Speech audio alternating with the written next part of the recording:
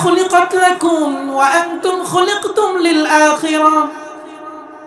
আমি আল্লাহ দুনিয়ার যা কিছু আছে, সৃষ্টি জীবের ভিতরে যা কিছু আমি আল্লাহ সৃষ্টি করেছি, আল্লাহর হাবিব বলতেছেন আল্লাহ যা কিছু সৃষ্টি করেছেন সবগুলোকে মাখলুকাত, আশরাফুল মাখলুকাত মানুষের জন্য বানাইছেন। আর এই মানুষকে আল্লাহ রাব্বুল আলামিন আখিরাতের জন্য সৃষ্টি করেছেন। সুবহানাল্লাহ, সুবহানাল্লাহ। কোন মাখলুকাতকে আল্লাহ জান্নাত দিবেন না, জাহান্নাম দিবেন না। একমাত্র মাখলুকাত, আশরাফুল মাখলুকাত মানব এবং জিন, এই দুই জাতির জন্য আল্লাহ রাব্বুল আলামিন কি রেখেছেন? জান্নাত এবং জাহান্নাম। তাছাড়া কারোর জন্য না। আল্লাহ রাব্বুল আলামিন এই দুনিয়ার বুকে যা কিছু সৃষ্টি করলেন সবগুলোকে আল্লাহ আমাদের জন্য বানাইছেন, সব কিছু আমাদের খেদমতের জন্য বানাইছেন। আশরাফ আলী থানভী রহমতুল্লাহি আলাইহি কিতাবের ভিতরে ঘটনা লিখতেছেন। উনি লিখতেছেন আল্লাহর এক ওলি নদীর পাশ দিয়ে হাঁটি হাঁটি পা পা করে চলতেছেন, আর দেখতেছেন নদীর কত সুন্দর ঢেউ, নদীর কত সুন্দর কলতান, নদীর কত সুন্দর প্রাণী চোতের আকারে ঘুরে যাচ্ছে। আল্লাহর নবী এই সমস্ত দৃশ্যগুলোকে দেখতেছেন আর আল্লাহর নিয়ামতের শুকরিয়া আদায় করতেছেন। হঠাৎ করে তিনি দেখলেন ওই নদীর পার দিয়ে একটা বিচ্ছু হেঁটে যাচ্ছে। আল্লাহর ওলি চিন্তা করলেন আমিও মাখলুকাত, এই সৃষ্টিটাও মাখলুকাত, কিন্তু আমারে আল্লাহ বানাইছেন আল্লাহর জান্নাতের জন্য। এই মানুষ, এই মাখলুকাতকে আল্লাহ কি জন্য বানাইছেন? রাসূল বলেছেন তারা নাকি মানব জাতির খেদমত করে। কেমন বানাইছেন আমার বুঝে আসলো না। আল্লাহর ওলির চিন্তা করতে দেরি, তিনি লক্ষ্য করতেছেন ওই যে বিচ্ছুটা নদীর পার দিয়ে হাঁটি হাঁটি পা পা করে চলতেছেন।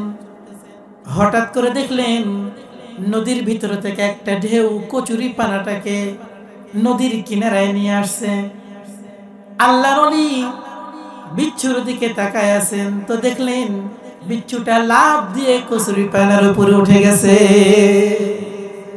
আল্লাহর ওলিটা দেখার পরে চিন্তা করতেছেন কিরে, বিচ্ছু নদীর পাশ দিয়ে যাচ্ছে, হঠাৎ করে লাফ দিয়ে কচুরি পানার উপর কেন উঠলো? এটা আমার দেখা দরকার।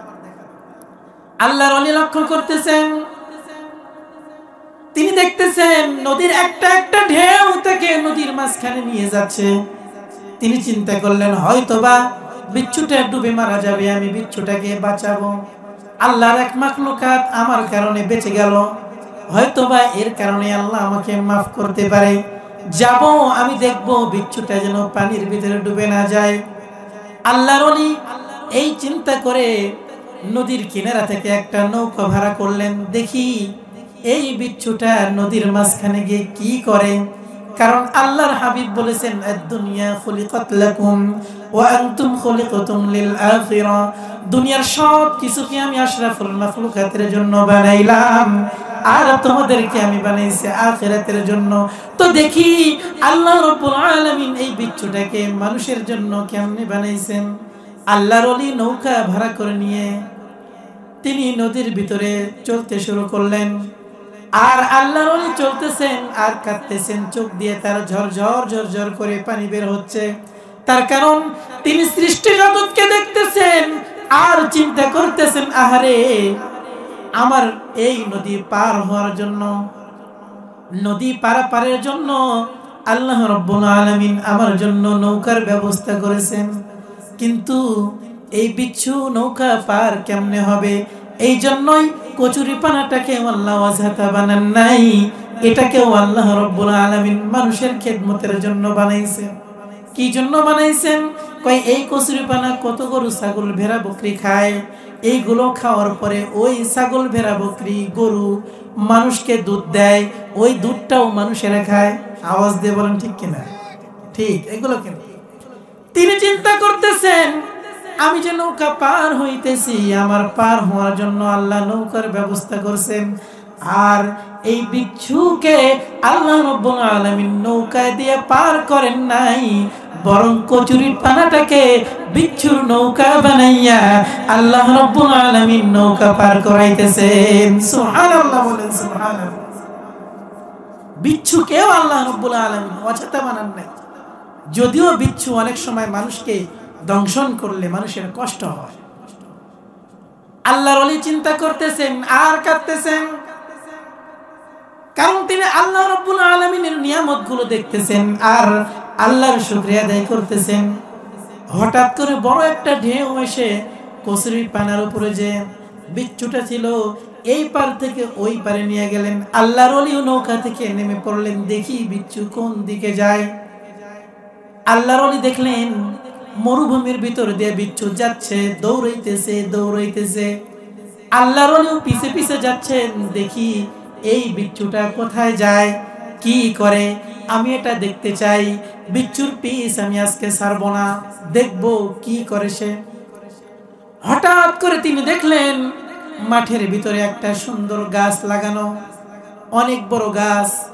গাছের নিচে আল্লাহর এক বান্দা আশরাফুল মাখলুকাত, যাদেরকে আল্লাহ রাব্বুল আলামিন বলেছেন মানব জাতির একজন মানুষ, সুন্দর দাড়িওয়ালা, টুপি পরিহিত, কিন্তু টুপিটা খুইলা তিনি পাশে রাইখা মাথার নিচে বালিশ বানানোর জন্য তার যে পটলা ছিল এটা রাইখা ঘুমায় পড়ছে। ঘুমাইতেছে বলে বাতাস হচ্ছে, গাছের নিচে ছায়া পড়ছে, মরুভূমির মতো জায়গা। আশরাফ আলী থানভী রহমতুল্লাহি আলাইহি লিখতেছেন, কয় মরুভূমির শীতল হাওয়া যখন আল্লাহর বান্দার শরীরের ভিতরে লাগছে তো আল্লাহর বান্দা ঘুমায় পড়ছে। এদিক দিয়ে বিচ্ছু আল্লাহর বান্দার দিকে আগাইতেছেন। আল্লাহর ওলি চিন্তা করতেছেন এই বিচ্ছুটা হয়তোবা ওই মানুষকে কামড় দিবে, এই কারণেই বিচ্ছুরে ওই কচুরি পানার উপর দিয়া পার করে আনছে। কিন্তু আমি তো মানুষ, তুমি যতই আগাওরে বিচ্ছু, আমি তোমার পিছু পিছু যাব, ওই আশরাফুল মাখলুকাতকে তোমাকে ধ্বংসন করতে দেব না। তার চিন্তা যে হয়তো এই বিচ্ছু গিয়ে আল্লাহর ওই বান্দাকে কামড় দেবে। আল্লাহর ওলি চিন্তা করতেছেন, না না, কামড় দেওয়ার আগে আমি তাকে হত্যা করব, কারণ বিচ্ছু যদি মানুষকে কামড় দেয় মানুষের কষ্ট হবে কি হবে না বাবা। কিন্তু আল্লাহ রাব্বুল আলামিন যত মাখলুকাত বানাইছেন কষ্টের জন্য বানাই নাই, সবগুলো মাখলুকাতকে মানব জাতির খেদমতের জন্য বানাইছেন। আল্লাহর ওলি মাটি থেকে একটা পাথর উঠাইছেন বিচ্ছুকে মারার জন্য। খেয়াল করে দেখতেছেন, না না, বিচ্ছুকে মারবো কেমনে। তাকায় দেখতেছেন আল্লাহর বান্দা যেখানে ঘুমায় আছে ওইখানে বিষধর একটা সাপ আল্লাহর বান্দাকে দংশন করার জন্য আগে থেকে রেডি হয়ে আছে। তিনি চিন্তা করলেন, কিরে দেখবো একটা বিচ্ছু গিয়ে কামড় দিবে, তা দেখতেছে আর একটা সাপ ফনা তুলে আছে, এখনই বলছে আল্লাহর বান্দাকে কামড়। আশরাফ আলী থানভী রহমতুল্লাহি আলাইহি লিখতেছেন, ঘটনা বর্ণনা করতেছেন, আমি বিচ্ছুরে মারবো কেমনে। কয় জমিন থেকে পাথরটা উঠানো মাত্রই বিচ্ছুকে আঘাত করতে যাব, এর আগেই দেখলাম বিচ্ছুটা এক লাফ দিয়ে ওই সাপের ঘাড়ের উপরে উঠে সাপের ঘাড়ের ভিতরে দংশন করে দিয়েছে। আওয়াজ দিয়ে বলুন না বাবা আল্লাহু আকবার। হায়াতুল হাইওয়ান কিতাবের ভিতরে লেখা হয়, বিচ্ছু যখন কোন সাপকে দংশন করে, দংশন করতে দেরি ওই সাপ প্যারালাইজড হয়ে যেতে আর দেরি করে না। আল্লাহর ওলি মারবেন, এর আগেই দেখতেছেন বিচ্ছু সাপকে দংশন করছে, দংশন করা মাত্র ওই সাপটা প্যারালাইজড হয়ে গেছে, গোড়ায় গোড়ায় মাটির ভিতরে চলতেছেন। আল্লাহর ওলি তখন চিন্তা করলেন, হায় হায়, আমি তো অন্য চিন্তা করেছিলাম, হয়তোবা এই বিচ্ছুটা মানুষকে দংশন করবে, কিন্তু আল্লাহ যে বলেছেন আমি দুনিয়াকে সৃষ্টি করেছি, দুনিয়ার সব কিছুকে সৃষ্টি করেছি মানুষের জন্য, আমি তো তার প্রমাণ পাইলাম। আল্লাহ অনেক দূর থেকে নদী দিয়া পার কইরা আইনা বিচ্ছুর মাধ্যমে আল্লাহর মাখলুকাতকে আল্লাহ রাব্বুল আলামিন হেফাজত করলেন। এই জন্যই তো আল্লাহর হাবিব বলেছেন, আদ-দুনিয়া খুলিকাত লাকুম ওয়া আনতুম খুলিকতুম লিল আখিরাহ। এই আশরাফুল মাখলুকাত, আমার উম্মতেরা শুনে নাও, তোমরা যে দুনিয়ায় আসছো, দুনিয়ার সকল মাখলুকাতকে আল্লাহ তোমাদের খিদমতের জন্য বানাইছেন, আর তোমাদেরকে আল্লাহ রাব্বুল আলামিন আখিরাতে জান্নাতের মালিকানা দিয়ে দিবেন। সুবহানাল্লাহ। এই জন্য দুনিয়ার যত কিছু আছে সবগুলোকে কাদের জন্য বানাইছেন বাবা? আওয়াজ দিয়ে বলেন, কাদের জন্য বানাইছেন? আমাদের জন্য বানাইছেন। সেই আল্লাহকে মানার দরকার আছে না নাই? আল্লাহ কত বড়, তার কোনো সীমা নেই। আল্লাহ আমাদের জন্য সব কিছু বানাইছে, কত সুন্দর করে বানাইছেন, আপনি আশ্চর্য হয়ে যাবেন কত নিয়ামত আল্লাহ রাব্বুল আলামিন আপনাকে আমাকে দান করেছেন। আল্লাহ রাব্বুল আলামিন ডেকে বলতেছেন, এই দুনিয়ার মানুষ, আমি কত বড় রব তুমি কি জানো? আমি কত বড় স্রষ্টা তুমি কি জানো? জানো না, এই কারণেই তো তুমি আমার নাফরমানি করো। দুনিয়ার সব কিছুকে আমি তোমাদের জন্য বানাইছি, দেখো না, আকাশটাকেও তোমাদের জন্য বানাইছি, জমিনটাকেও তোমাদের জন্য বানাইছি, ওই যে পাহাড় পর্বত দেখতে পাও সবগুলোকে আমি তোমাদের জন্য বানাইছি। আল্লাহ রাব্বুল আলামিন ডেকে বলতেছেন, আফালা ইয়ানজুরুনা ইলাল ইবিলি কাইফা খুলিকাত ওয়া ইলাস সামাই কাইফা রুফিআত ওয়া ইলাল জিবালি কাইফা নুসিবাত ওয়া ইলাল আরদি কাইফা সুতিহাত ফাযাক্কির ইন্নামা আনতা মুযাক্কির। আল্লাহু আকবার বলেন। আল্লাহ রাব্বুল আলামিন বলতেছেন, আকাশটাকে তাকায় দেখো না, দেখো না আকাশটাকে তাকায়া, জমিনকে যখন আমি আল্লাহ শুষ্ক করে ফেলি, জমিনকে বিদীর্ণ করে দেই, জমিনের ভিতরে কোনো বৃষ্টি হয় না, জমিনটাকে ফেরে ফেলি আমি, জমিনের উর্বরতা সব শক্তি হারায় যায়, ওই সময় আমি আল্লাহ রাব্বুল আলামিন আসমান থেকে তোমাদের জন্য বৃষ্টি বর্ষণ করি। ঠিক কিনা বলেন? শুধু তাই নয়, এই আমার বান্দারা শুনে নাও, দিনের বেলায় অন্ধকারে থাকবা, এই জন্য তোমাদের হাজার হাজার পাওয়ারের লাইট জ্বালানোর দরকার নাই। আমি আল্লাহ এমন একটা লাইটের সিস্টেম করে দিয়েছি, কই পূর্ব দিগন্ত থেকে উঠতে দেরি, তোমাদের দুনিয়াটা আলোকিত হইতে আর দেরি করে না। সুবহানাল্লাহ বলেন, সুবহানাল্লাহ। রাতের বেলায় ঘরের ভিতরে ডিম লাইট লাগাও, এই ডিম লাইট লাগাও, না না, ডিম লাইট লাগানোর দরকার নাই। আমি আল্লাহ চাঁদকে তৈরি করে দিয়েছি, মিটি মিটি আলো তোমাদেরকে দেয়। তোমরা যখন ওই আকাশের দিকে তাকাও, তারাগুলো জ্বলতে থাকে, ওয়াজাতা বানাই নাই। তোমরা যেমন তোমাদের ঘরগুলোকে সৌন্দর্যমণ্ডিত করো, ঝাড় বাতি লাগাও, বিভিন্ন ধরনের আলোকসজ্জা করো, আমি আল্লাহ আসমানকে বানাইছি তোমাদের জন্য, আলোকসজ্জা করেছি, লক্ষ লক্ষ কোটি কোটি তারকারাজ দিয়ে আমি আল্লাহ আসমানকে সাজাইছি। আবার ডিম লাইট সিস্টেম করে দিয়েছি, তারকারাজি দিয়েছি, আবার চন্দ্রকে দিয়েছি, সূর্যকে দিয়েছি, আবার আসমান থেকে আমি আল্লাহ বৃষ্টি বর্ষণ করি। কাদের জন্য করি? তোমাদের জন্য করি। কাদের জন্য করেন বাবা? আমাদের জন্য করেন। শুধু কি তাই, কত নিয়ামত দিয়েছি, কই জমিনের ভিতরে এক দানা বপন করছো, হাজার দানা আমি আল্লাহ উঠাইয়া দিছি। জমিনের ভিতরে কয় দানা লাগান? পুরো 10 মণ নিয়ে গিয়ে লাগান নাকি? না না, একটা করে ধান লাগায় আসেন, একটা করে গম বুনে আসেন, কিন্তু আমার মালিক কত দয়াময় যে ওই জমিনের ভিতরে এক দানা বপন করেন, আর হাজার হাজার দানা আমার মালিক আল্লাহ রাব্বুল আলামিন জমিন থেকে উঠায়া দেন। আওয়াজ দিয়ে বলেন না বাবা সুবহানাল্লাহ। আমি কত বড় মালিক, এত বড় মালিক আমি, তারপরেও কি তুমি আমার কাছে ফিরে আসবা না? আসো, ফিরে আসো। দুনিয়ার আসমান জমিন কি দেখবা, এত নিয়ামত দিয়েছি, না না, ওয়াফি আনফুসিকুম আফালা তুবসিরুন।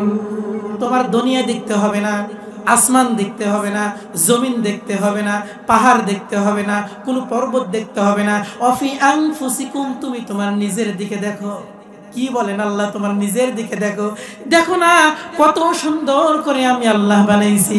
আল্লাহ চারটা কসম খায় বলতেছেন, লাকাদ খালাকনাল ইনসানা ফি আহসানি তাকওয়িম। আল্লাহু আকবার বলেন। কত সুন্দর করে বানাইছি, কয় হাতের জায়গায় হাত রাখছি, এই হাতের ভিতরে 5টা আঙ্গুল দিয়েছি, কোনটারে বড় করেছি, কোনটারে ছোট করেছি। হাতের আঙ্গুলের ভিতরে একটা একটা করে কর ভেঙে ভেঙে দিয়েছি, যাতে করে তোমার ধরতে সুবিধা হয়। তোমার জবানটা আমি দিছি, এর ভিতরে একটা জিহ্বা রাখছি, কোন জিনিস তুমি খাইবা, কোন জিনিসের স্বাদ কেমন হবে। দাঁত দিয়া হাড্ডিগুলোরে চাবাইবা নাকি গোশতগুলোরে চাবাইবা, এই জন্য সামনের দাঁতকে সামনের দাঁতে রাখছি। পেয়ারা খাইবা, আপেল খাইবা, দাঁত দিয়ে কামড়ায় খাইবা, এই জন্য নরম নরম দাঁতগুলোকে সামনের দিকে রেখেছি। আবার বান্দা তুমি হাড্ডি খাইবা, সামনের দাঁত দিয়ে খাইতে পারবা না, এই জন্য পিছনের দিকে দাঁত রেখে দিয়েছি, চাবায়া চাবা খাইবা। নাক রাখছি মুখের সামনে, দুর্গন্ধ জিনিস তোমার মুখ দিয়ে যদি ঢোকে তুমি ঘেরান পাওয়া যাইবা, তুমি দুর্গন্ধ জিনিস নাকে পাওয়া মাত্র মুখ দিয়ে উঠাইবা না। আমি আল্লাহ কান দিছি, ওই কান দিয়া কত সুন্দরভাবে তুমি কথা শুনতে পাও। আবার চোখ দিয়েছি, আবার মাথা দিয়েছি, ব্রেন দিয়েছি, সব কিছু আমি আল্লাহ দিয়েছি।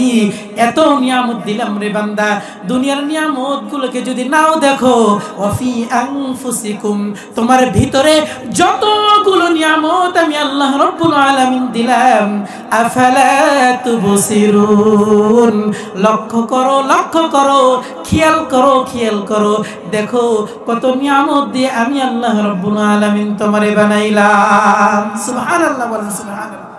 সেই আল্লাহ রাব্বুল আলামিন বলতেছেন, আমি তোমাদেরকে ওয়াজ করব।